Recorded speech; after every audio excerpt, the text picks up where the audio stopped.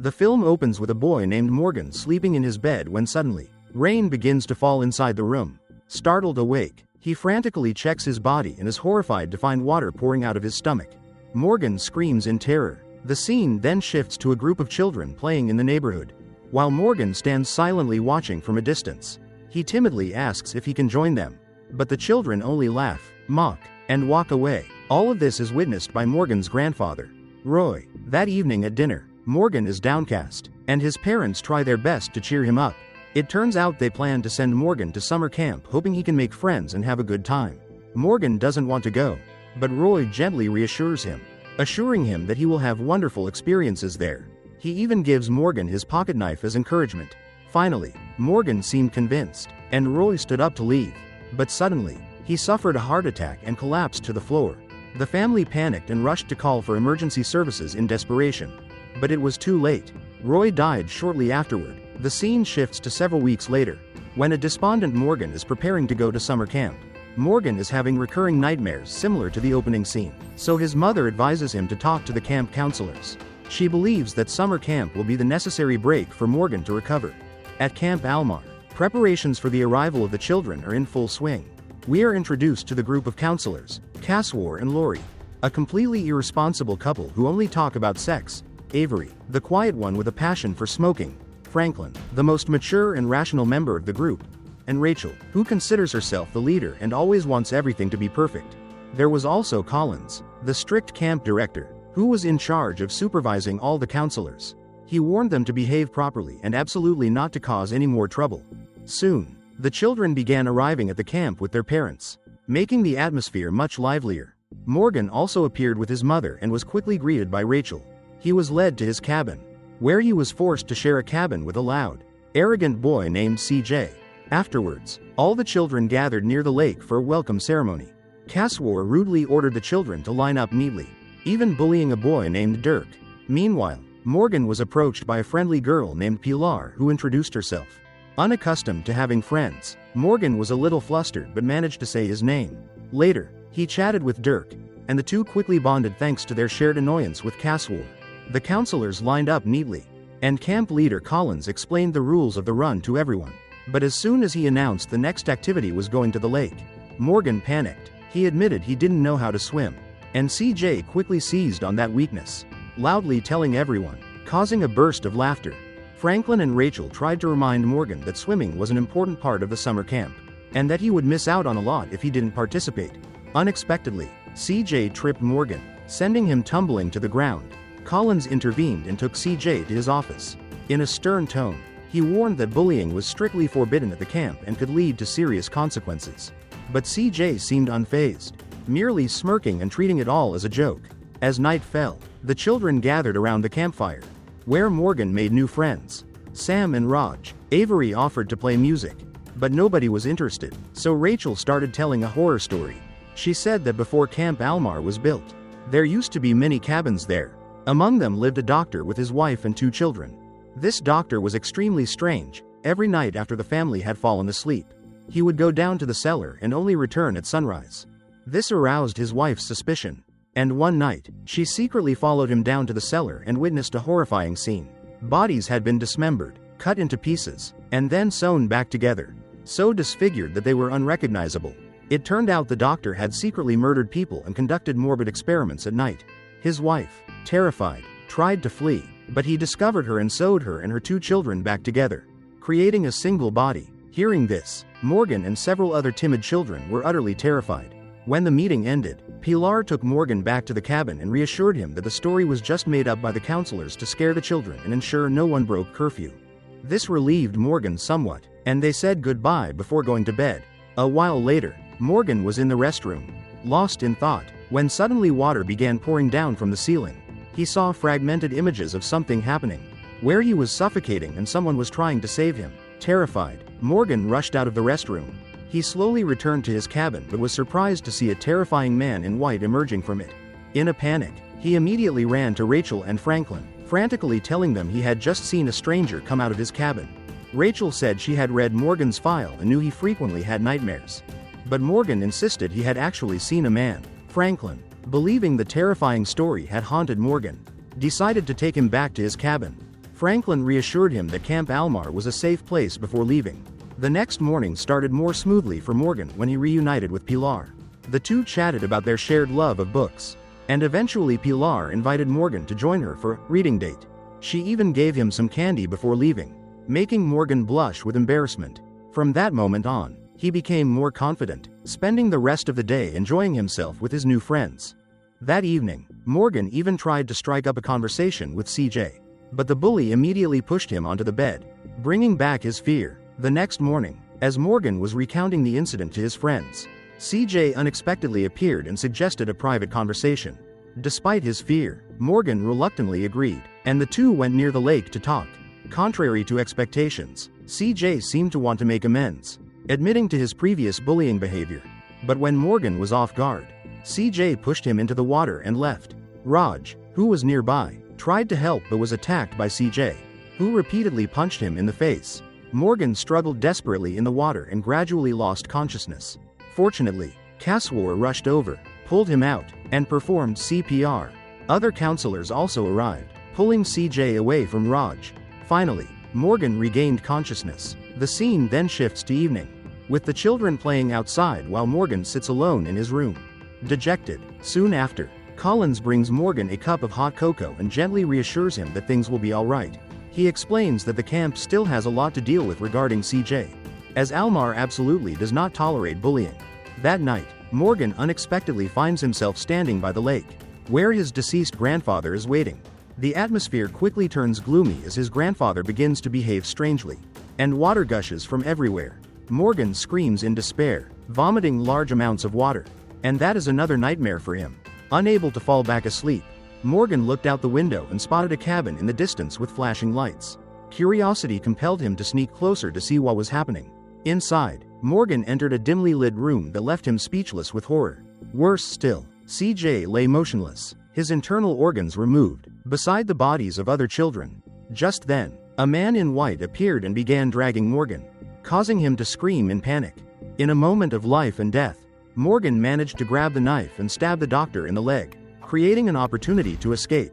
He rushed to Dirk's cabin, waking everyone and frantically claiming that the doctor was real and chasing him. Of course, the boys didn't believe him. But then the deranged doctor suddenly appeared and electrocuted Raj. The others quickly pushed him aside and fled. Soon after, the camp descended into chaos as the doctor began mercilessly attacking the children with his stun baton. Kaswar quickly grabbed the radio to warn the others that they were facing a dangerous situation. While the others were desperately fleeing, Rachel repeatedly urged everyone to gather at the mess hall, believing it to be the safest place. Meanwhile, Morgan, Dirk, and Sam found Pilar, who was with Caroline. Naturally, they also didn't believe the deranged doctor had appeared. It wasn't until he electrocuted another girl that the whole group screamed and ran away again. After a while of hiding, they considered returning to the dining hall to be with the others. But Morgan thought it was best not to trust the adults at this point. Before they could discuss it further, the group spotted the doctor approaching and were forced to flee again. Meanwhile, Franklin confronted the doctor, demanding he stop, but was knocked unconscious. At the dining hall, almost all the campers had gathered. However, Kaswar, worried about the missing children, decided to go out and search. In contrast, Morgan and his friends ran into a secluded cabin and locked the door. Inside were many boating tools, and they considered swimming across the lake to find help. But Morgan's fear of water immediately dismissed the plan. Pilar, curious, asked why, and Morgan began to recount the tragedy that had haunted him in his nightmares. Years earlier, he had fallen into the backyard pool and nearly drowned, until Roy jumped in just in time to save him. A few seconds later, a loud bang echoed from the door, forcing the group to flee. The person who appeared turned out to be Kaswar. Searching for the children, Morgan and the others were wary.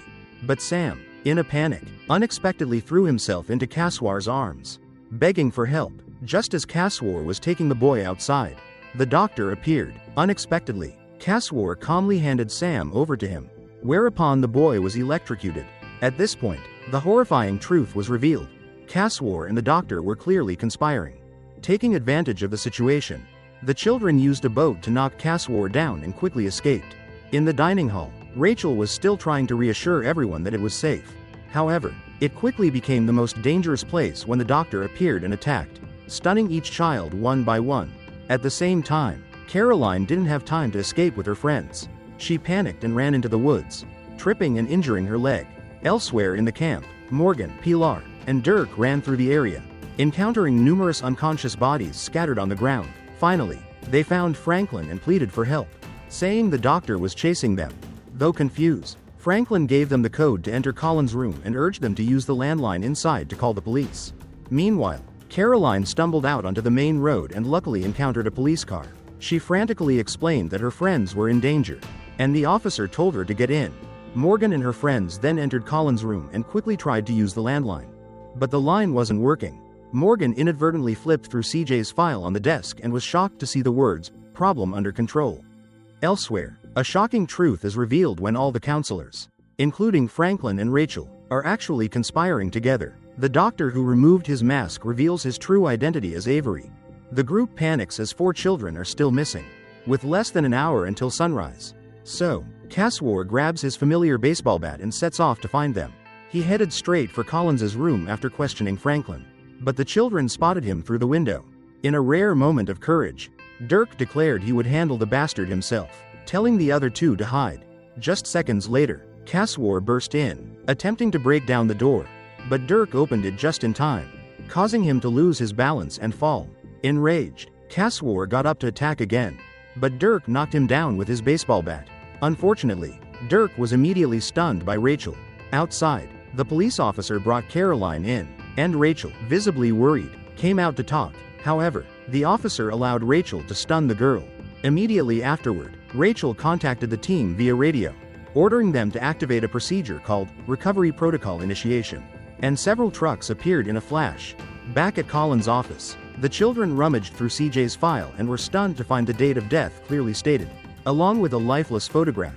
Morgan then found his own file, and the moment he read the words inside, he was pulled back into memories of the swimming pool accident years ago. Morgan screamed as he discovered a terrible truth. Outside, a group of men in white suits stepped out of cars and began carrying the unconscious children away. At the same time, Collins appeared, revealing that he was the mastermind behind the whole affair. Collins was furious to learn that 2 children were still at large and asserted that they would pay dearly for it.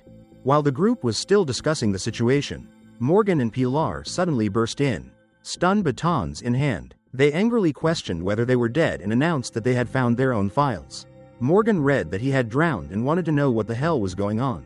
The others hesitated to answer, but Collins bluntly declared that they hadn't died, because they hadn't even been born. He revealed that the real Morgan had drowned last year, and the boy standing before them was just a clone, a conjecture of what Morgan might have become. At that moment, Franklin appeared and loudly criticized Collins for his inhumanity. Franklin asserted that whether real or not, these were still just children.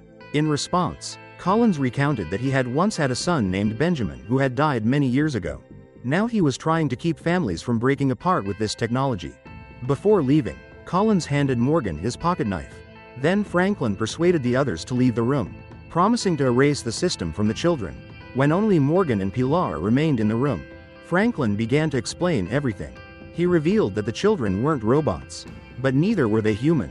The main purpose of the summer camp was for engineers to fine-tune and update their systems.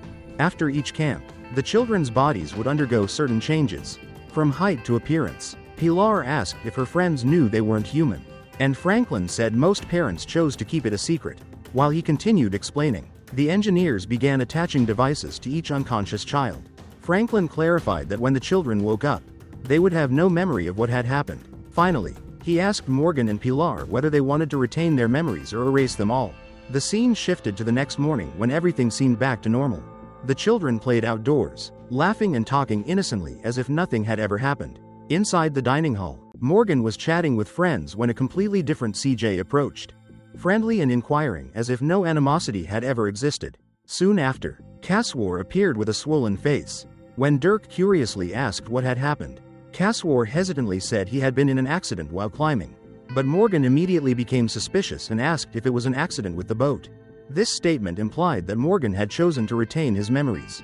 Meanwhile, Collins received a call from his superiors, informing him that they were receiving dozens of reports of malfunctions from all the camps. The situation was even worse than CJ's, as the children were becoming extremely aggressive, and a body was seen floating in the water. Collins' superiors said that multiple response teams had been deployed to control the disaster. Just then, Pilar burst into the room, covered in blood and holding a knife. The body was Rachel. The film ends with Pilar aggressively lunging towards Collins. The movie ends here. Thanks for watching and see you in the next video.